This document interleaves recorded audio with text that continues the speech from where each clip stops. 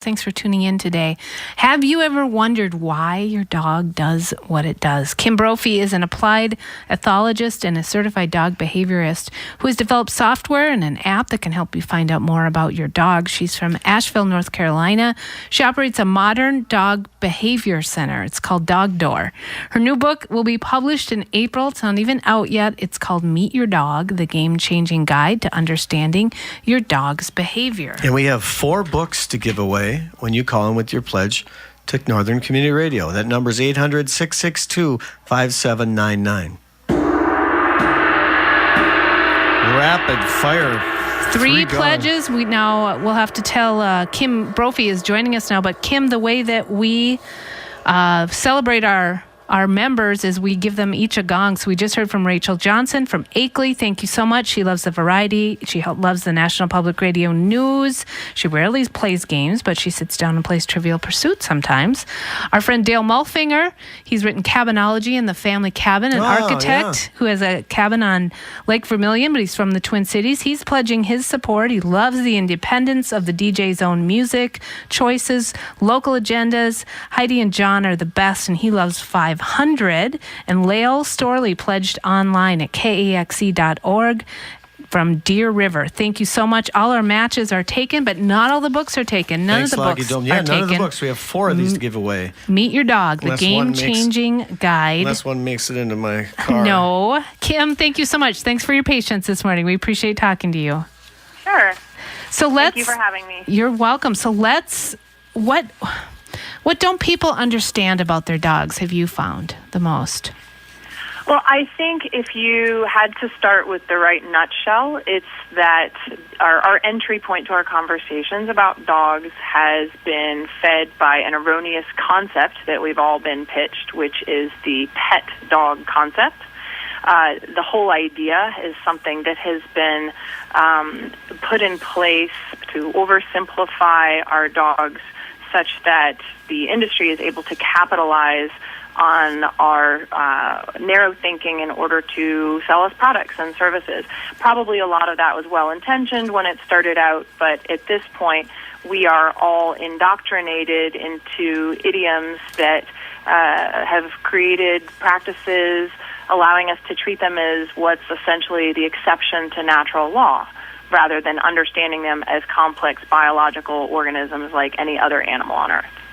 So I'd like to ask you, how much do we research getting a dog? A lot of people go to a humane shelter, and a lot of people will, go to a place where they have, certain breeds of dogs. Do most people plan out getting their dog? I think most people try to. I think, unfortunately, a lot of the information that's available out there when people do go to purchase or locate a pet, we have to remember that there's marketability under a lot of that information. So breeders might not necessarily be giving people the full picture of what a certain type of dog was originally bred to do and how that might work or not work in a pet home environment where we're largely indoors, largely sedentary lifestyles that we're leading. And so there's many types of dogs that don't actually fit our expectations and worlds very well. And when we have all fallen into agreeing with the idea that it's, quote, all how you raise them, which has become kind of a popular tenet these days, then we tend to fail to meet their needs or become unnecessarily exasperated or frustrated when things don't work out. So, Kim, I was in our kitchen yesterday and talking to my coworkers who have dogs, and we were finding their dogs in the book, and they were learning a lot about their dogs. Now, Sarah has a dog she found out is a gun dog. What does that mean? She's got a yellow lab. Okay, so gun dogs were originally bred to, and in some cases, rarely are still used for sport bird hunting. And so these dogs would be used to flush out and then either set on, point at these various game birds so that hunters could originally use hawks to get them out of the sky, but then ultimately used guns when guns were available to shoot them out of the sky. And so they were used as partner hunters. So they are very cooperative, very trainable. They were developed in order to communicate and work closely with people, to live alongside them, not to work independently. And at the same time, they're very athletic animals. So one of the main problems people run into with gun dogs is not being able to meet their high needs for athleticism, attention, engagement, etc. They're not fundamentally couch potatoes. So don't live in New York City and get a gun dog.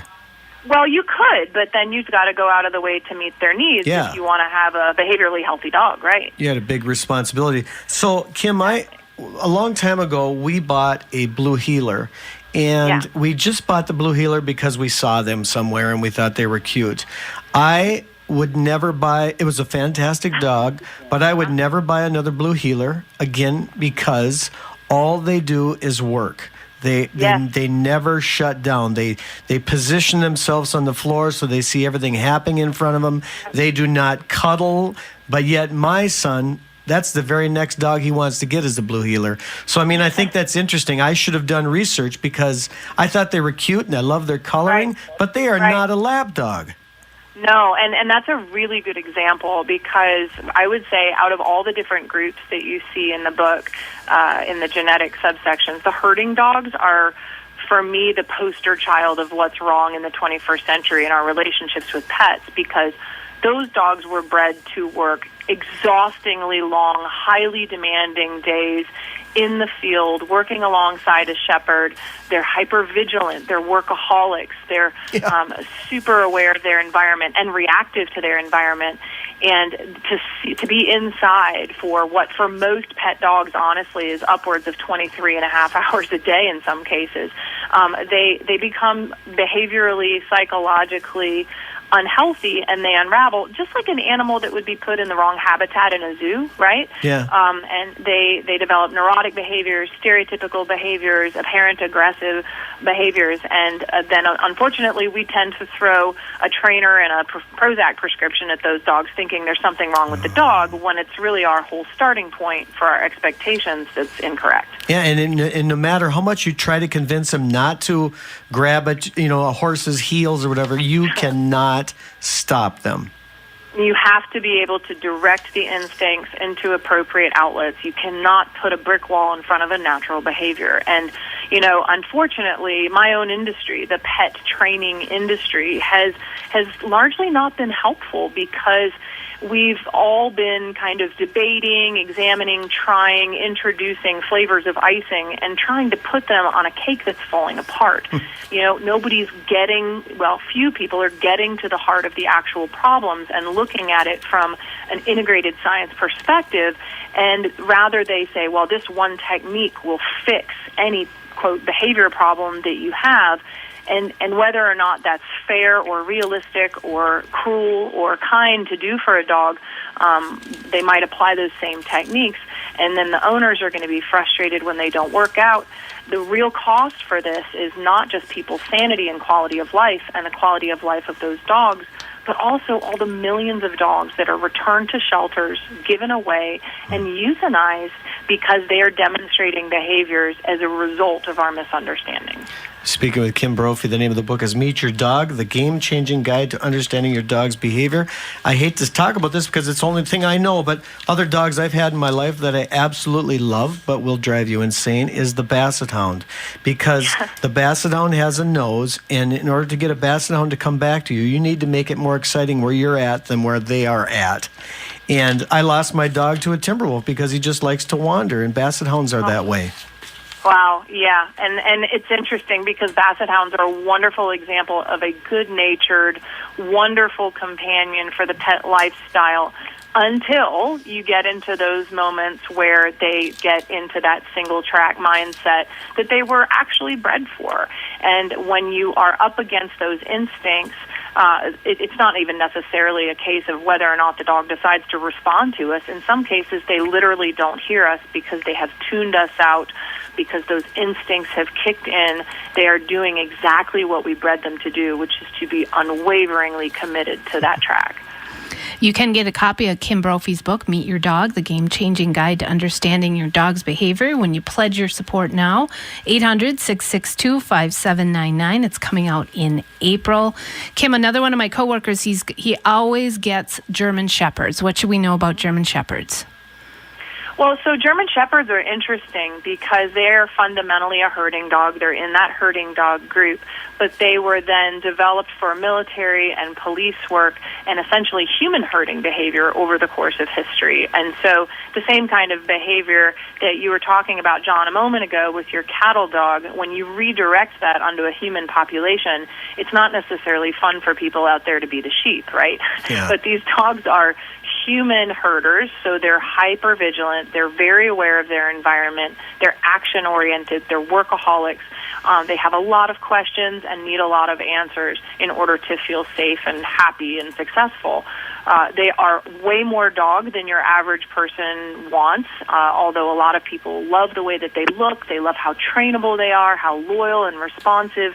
They're incredible dogs, but when they are put in a situation that sets their instincts up against the expectations of the environment, such as you living in a neighborhood with a revolving front door where kids are in and out at all hours of the day and people coming over to drop off apple pies, you might find that that dog takes exception to people coming in without you giving them permission to, and is suddenly taking action into their own hands and telling them that they shouldn't be entering your territory without your express permission.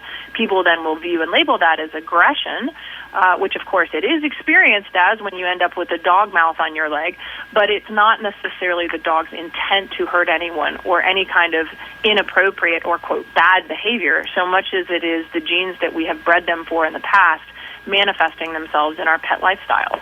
So, Kim, speaking of getting answers, it seems like we're talking a lot here about perhaps purebreds, but what about going to get a shelter dog and you get a lot of mixed animals? And do shelters have answers for you as far as what the breeds are? I know you can do tests yourself, but if I want to get a rescue dog and I want to get I go in and I see one that's pretty, is it important to know what they are? Yes, it is important, and it's interesting. I'm glad you asked about that. One of the things that we're doing as part of the overall national LEGS movement is we have created a LEGS program for shelters, the first of which is being launched here in Asheville at the Asheville Humane Society this year. And what it aims to do is to identify if there is a strong representation of one of those genetic groups in a dog, which they can identify by using the dog key, and it's a canine heritage testing software tool that anyone can use that will tell you if there is a strong representation of a certain group, and therefore likelihood that you might be looking at certain types of behaviors. Now, as soon as the dog is mixed, of course, the predictability level goes down even further than it would with a purebred dog. But to say that just because a dog is no longer a purebred, that whatever genetics comprise that dog are no longer relevant would be a mistake. So if it's half a herding dog and half a hound dog, you'll get some combination of those behaviors, and it would be smart to be prepared for a cattle dog basset hound mix and everything that might at one point bring to the table, rather than just look at it like, well, it's a mix, so it's no longer of consequence. However, the more mixed a dog is, so let's say you can't see any indication of a predominant heritage in that dog's ancestry, then you're actually getting the wisdom of nature as the breeder back into that dog, and they tend to be more behaviorally and physically healthy and resilient. So, Kim, before we let you go, I love your picture on the back of the book. Tell us about your doggie. That little one in the picture there is Prim, who I tell her every day, I love you, sweetie, but I don't always like you.